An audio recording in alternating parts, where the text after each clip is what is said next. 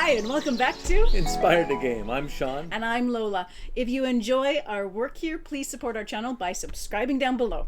And if you've already subscribed, make sure to hit the notification bell so you know when we put up another video.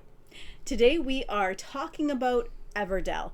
So if you've watched our channel before, you know that we've got the complete Everdell collection big box. We also haven't played for a couple of years while we were waiting for this to come. So now we've been able to delve into it, and we want to give you a set of reviews, one starting on the base game for those who are unfamiliar about it, and for those who just want to see our perspective on it. And then we hope to follow it with a series of videos going into each of the expansions as we play them, and finish it with a conclusion video that will showcase which ones we like the best, which ones we were a little bit mediocre on, which ones we think are the best ones to get or pass up, or whichever. So let's start by looking at just a quick broad overview of the base game of Everdell.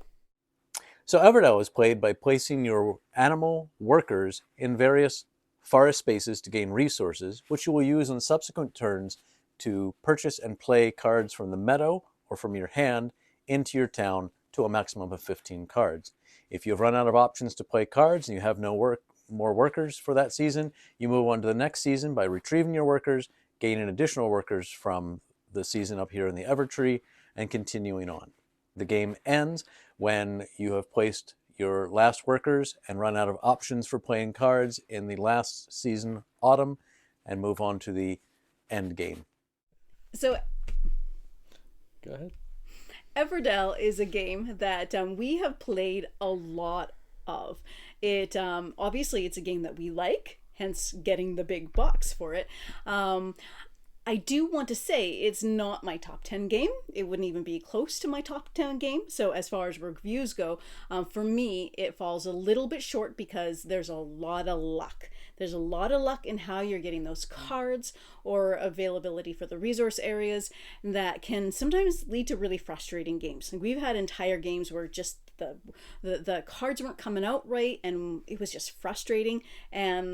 But then we've had games that were opposite, and we had really great luck. So that's one of the things. The second thing is it's not very high strategy. So there's no puzzle to it, really. There's not a lot to think about with it. It's not really thinky. So those two things make it not really high on my, oh my god, I love this game.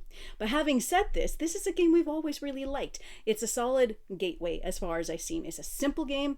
It's and I like playing simple games too. Like, that's a lot of fun as well. So this is a game we know we're going to come back to again and again. It's got beautiful artwork. It's got a beautiful theme, and it can be a delight to play, especially when you've got some good luck. And I think it's the luck element of games doesn't bother me as much. I think it's the only way I get to play to win games occasionally.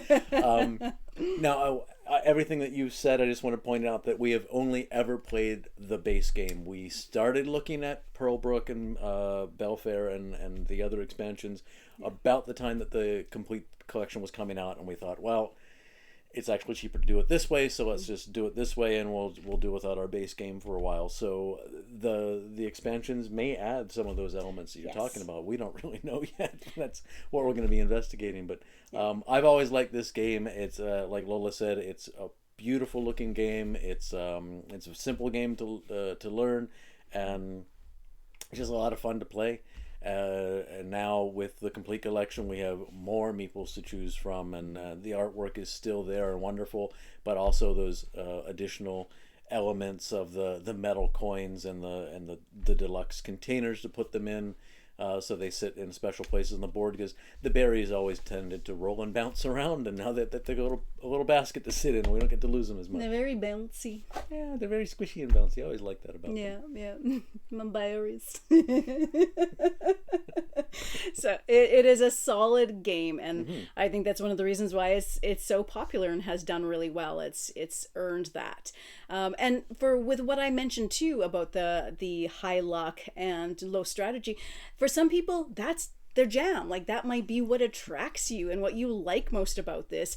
I think it's really nice when we get other people around the table who aren't necessarily gamers, because it gives them a bit more of a chance too, because like with us being more established gamers, if we're playing with say family who's not so used to lots and lots of strategy, it's perfect. It's perfect for those kind of people.